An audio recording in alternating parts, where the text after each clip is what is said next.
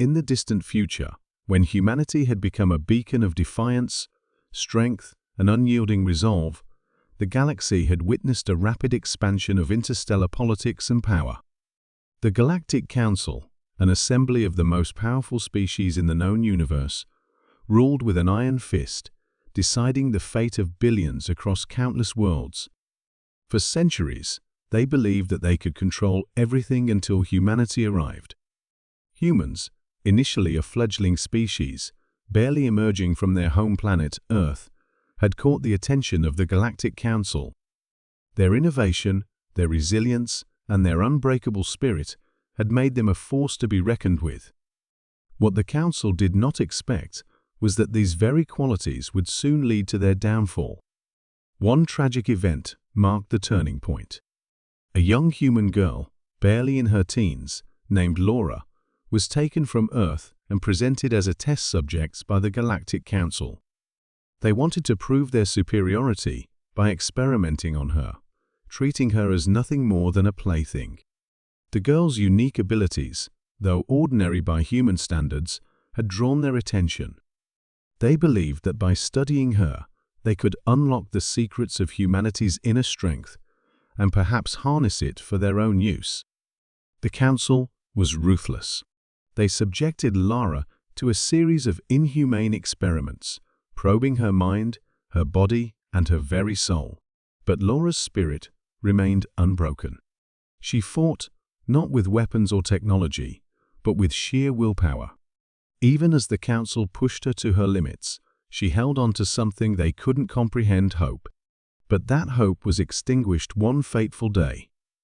Lara was killed, a casualty of the Council's arrogance, their belief that they could dominate everything and everyone. The news of her death spread like wildfire across the human colonies. It was not just the death of a young girl, it was the death of humanity's innocence, and the beginning of something far more dangerous for the Galactic Council. The humans mourned, but beneath that mourning, there was a simmering rage.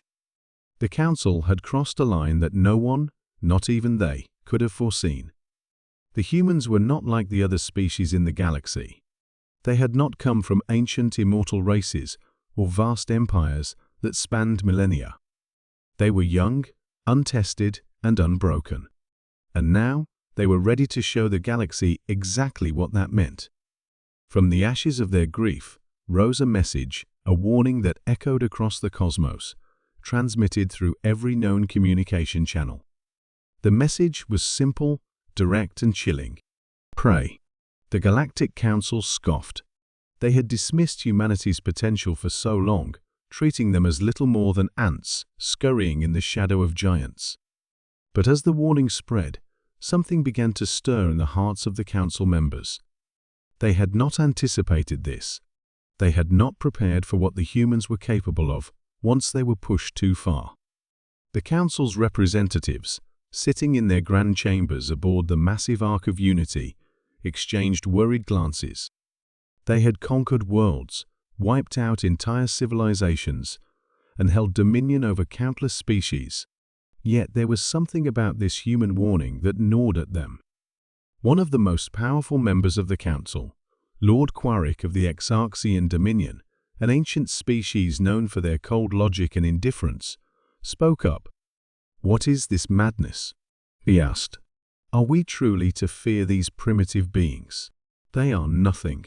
But another member, a representative from the Velicians, an alien race that had long ago learned the value of humility, disagreed. "There is something about humanity that defies all reason," she said, her voice trembling. "They have always fought back, even when they should have died. Their tenacity is unmatched." Quarrick's gaze turned hard. "What are they going to do? Destroy us? We have weapons beyond their comprehension." The Velician responded, "I don't think they will destroy us with weapons, Quarrick. I think they will destroy us with something far worse. With their belief in themselves. Their refusal to submit. We have underestimated them for too long." As these deliberations unfolded across countless human colonies, preparations were being made. The people of Earth, united by their collective grief and rage, began to gather, not in armies, not with weapons, but with a resolve that could move mountains. Humanity did not need vast fleets of ships or armies of soldiers.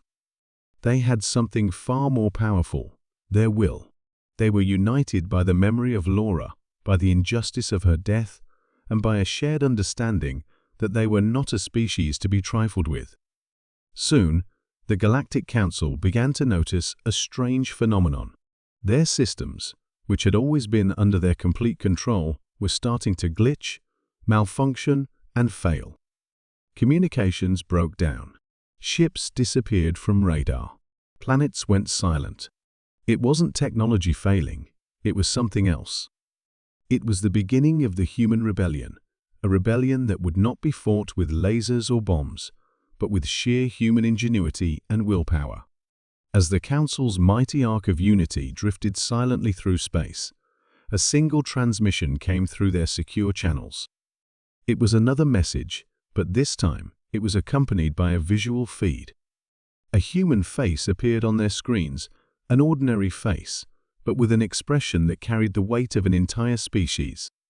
The message was simple: "We warned you. Pray." And then, the lights of the Ark went out. The power grid shut down, the weapons systems fell silent, and the engines sputtered to a halt. The once mighty Council, the rulers of galaxies, were now stranded in the void of space, completely at the mercy of the humans they had tried to subjugate. The humans had done it. They had not just threatened the Council, they had shown them what true power was.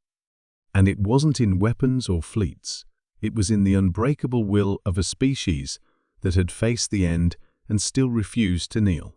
The galaxy had learned a hard lesson that day. Humanity was not to be underestimated. When they said, "Pray," they meant it. And the Galactic Council? They had no choice but to pray that it wasn't too late.